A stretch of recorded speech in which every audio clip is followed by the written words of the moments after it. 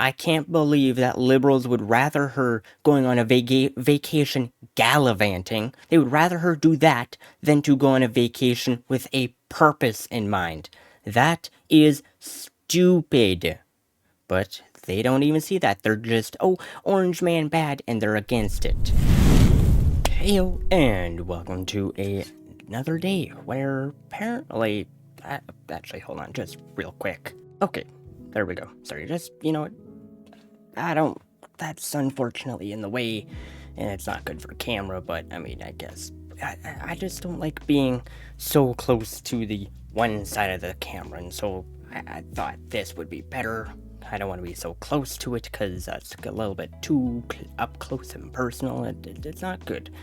Anywho, what I wanted to talk about today is a vacation that Danielle Smith has recently went on, the Alberta premiere. And what has happened is she went to Mar-a-Lago with, Kevin O'Leary and Donald Trump. Well, I mean, obviously Donald Trump, because it's Mar-a-Lago. But she went there to have a conversation with both of them, apparently. I'm assuming. I don't know if she had a conversation with Kevin O'Leary. I think it'd be a little bit weird if she didn't, but I mean, I haven't seen anything about that specifically.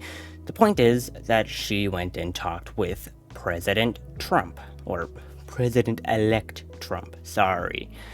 Got 7 days more of this. However, it turns out that a lot of people took issue with this. Sorry, a lot of liberals took issue with her having a conversation with Trump.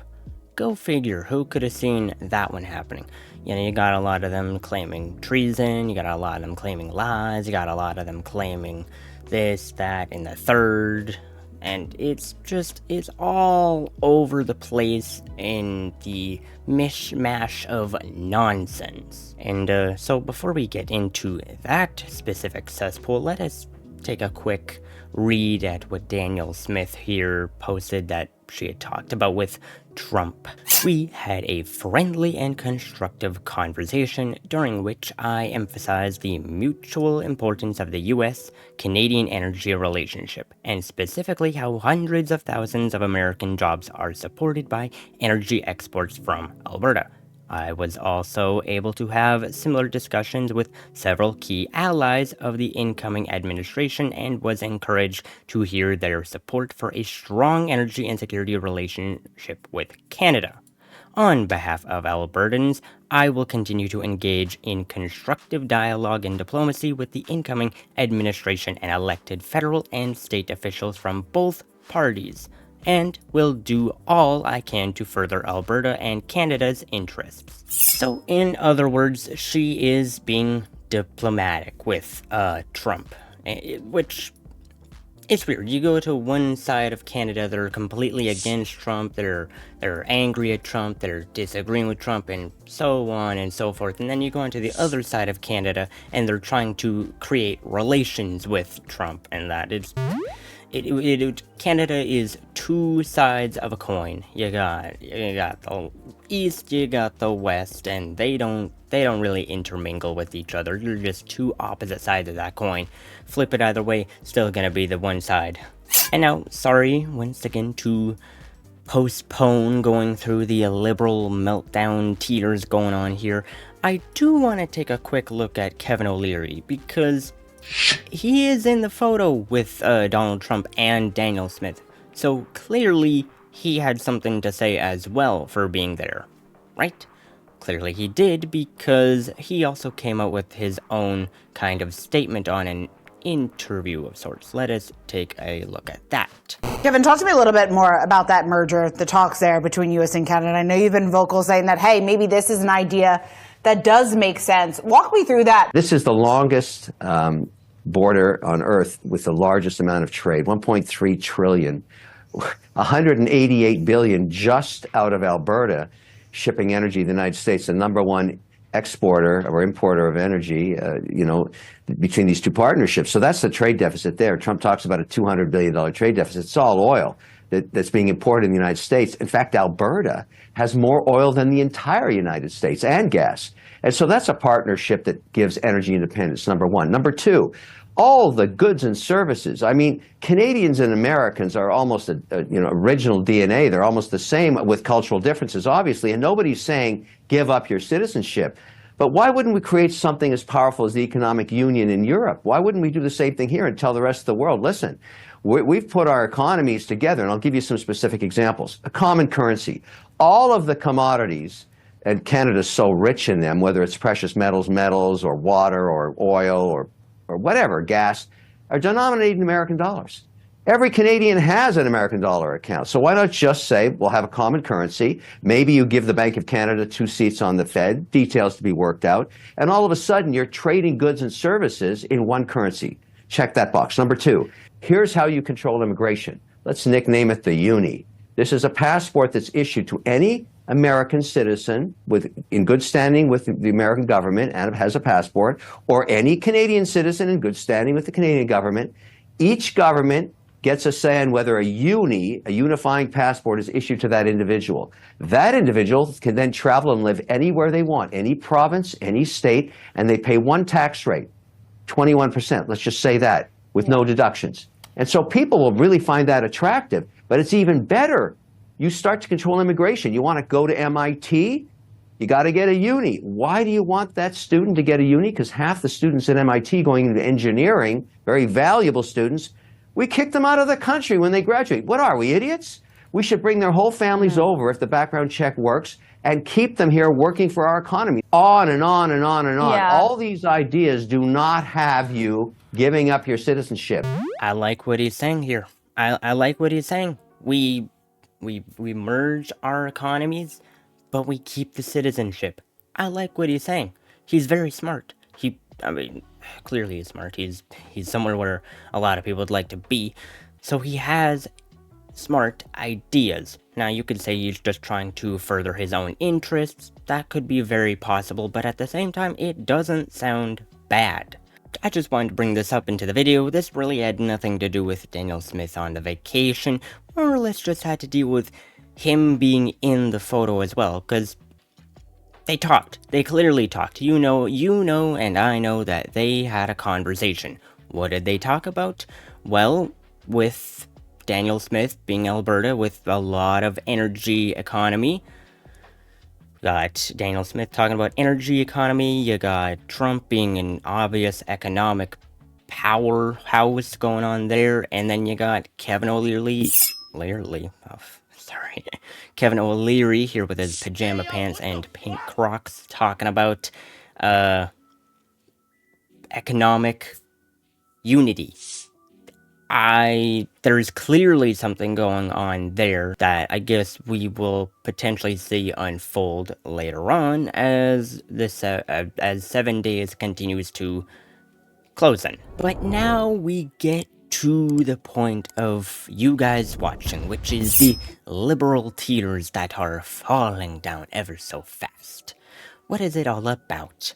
Well, it appears that Danielle had said that she was going on a vacation. She didn't talk about them having a discussion. She said she was just going on a vacation, which I'm gonna interject myself into this. I wanna just say, first of all, I'm gonna read what is posted in the statement. Premier Danielle Smith is traveling out of the country on vacation with her family beginning January 7th and returning January 17th. During this time, Premier Smith will continue to be briefed on government business. So the idea is that she was going on a vacation, but kept it hidden that she was going to be talking with Trump. I don't think it was necessarily trying to hide that she was going to have a conversation with Trump, but more so that she was just going on a vacation. I'm going to interject myself here. I've only been on one vacation. Poor.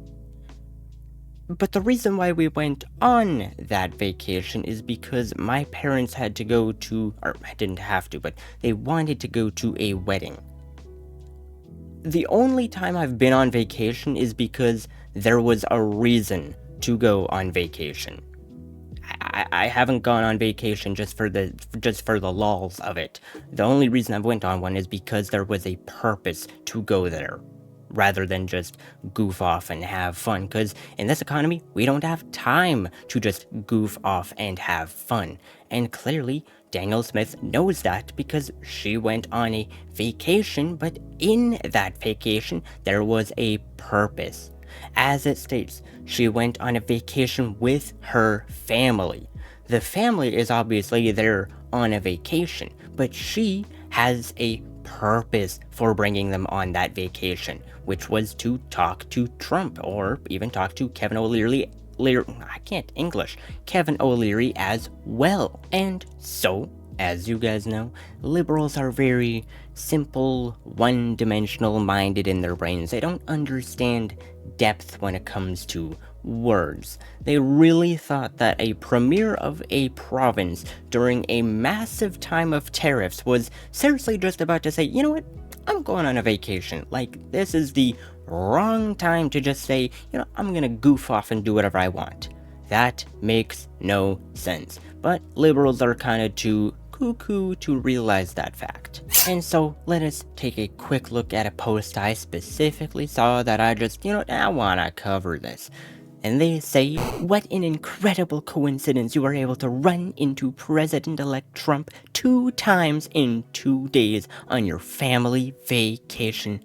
Premier, you deceived Albertans about this trip. That suggests you're in this for your personal profile, not for the people of Alberta. First of all, catch the mask and catch the Ukrainian flag. Go figure they're upset that she went on this purposeful vacation. I don't know how she deceived you. She went on a vacation. To me, there is no deception here. She, as it states, on vacation with her family. Vacation typically means, hey, we're going to this exotic place that we've never been to before, or this exotic place just in general. Florida, for your common person, is an exotic trip, because not everybody gets to go to Florida. And so that is in and of itself a vacation for her family. Her family is included with her. But she has a purpose to go on that vacation. I see no deception. I see just a vacation. I see a vacation. Like, sure, you could say, oh, she went there to have a conversation with Trump. Sure. She went on a vacation with a purpose, rather than to just goof off and have fun when we're in the middle of economic problems with tariffs and such and so forth. Like, that would be really a ridiculous time to go. Like, peep this. Liberals would be less upset if she stayed in Canada, the Liberals would be less upset if Danielle Smith went out on a vacation and did nothing. They would be less upset with Danielle Smith doing that. Liberals would be less upset with Danielle Smith during a climax in Canadian history right now. They would be happier during this time she just went off and goofed off and had a vacation. Like, during this time? Really? That's smart, in your opinion? Where does that make any kind of sense? It doesn't. And, of course, you've got the really extreme Canadians who are claiming betrayal, with this person saying she easily crossed the floor and betrayed her party and constituents. I think that's how you pronounce that word. Now she is crossing the continent and betraying her country and province. Our premier is loyal only to herself. It is a pattern. I wonder if her cabinet even knew about this. Okay, real quick, let us take a look at that email once again and realize the ELA class that person clearly missed. It is stated, Premier Danielle Smith is traveling out of the country on vacation with her family. Why is this in third person if it was all about her and her cabinet didn't know she was doing this? Somebody clearly knew about this because they wrote it up. They wrote it in third person. Why would Danielle Smith herself write a message in third person? That is weird. That makes no sense. It would make sense if somebody else was writing it for her, be it somebody in her cabinet. But no, liberals are one-dimensional and don't understand just, using this thing up here. You know, like Winnie the Pooh. Think, think, think, think, think. They don't do that. I just want to bring this kind of back. They are stating, now she is crossing the continent and betraying her country and province. Some people are really stupid. Are they upset with her going on a vacation? Are they upset with her talking to Trump? Are they upset with her just going to America? What are they upset with? I don't know what they're upset with. Like, if she took a vacation in Canada, but out of the province, would she then be betraying her province? Like, it's a vacation. Calm down. They take the smallest thing and they're like, betrayed everybody on planet Earth. Like, calm down. Calm down. And now I just want to take a look at one more comment. Just one more, and then we will cut it off today. This person says, I'm just gonna cut the first sentence, I don't really care about it. Can this conservative actually say she wouldn't want to helm the 51st state? Isn't this treasonous? And so, I bring this comment up specifically to go back to Kevin O'Leary talking about connecting the economies but not getting rid of the citizenship. That is much smarter than America making us another state, especially all of Canada. That would be political stupidity for him. He's clearly not gonna do that, but of course liberals are too stupid to see that. Kevin O'Leary talking about bringing the economies together and just outright getting rid of the tariffs would be very smart for the Canadian and American economy. You know, the economy is something that we need to actually build to kind of clear up a deficit that we have in Canada that a specific leader has decided to whoop into the sky. We need a stronger economy. We just do. And then these people are upset calling her treasonous, even though if they were to use their brains, they would realize that there's a conversation about economy happening here, about building Canadian economy and making it stronger, and also not causing problems with our American allies. And so, to bring this all back together, this just proves one thing that was already known. Liberals are just not very too bright in this department, because she went on a vacation with a purpose. That is all. This has nothing to do with her being treasonous or being traitorous. It's just a vacation with a purpose. I can't believe that liberals would rather her going on a vacation gallivanting. They would rather her do that than to go on a vacation with a purpose in mind. That is stupid. But they don't even see that. They're just, oh, orange man bad, and they're against it. They're stupid. But, you guys kind of already knew that. So, yeah, I'll see you tomorrow, and I hope that you have a good one.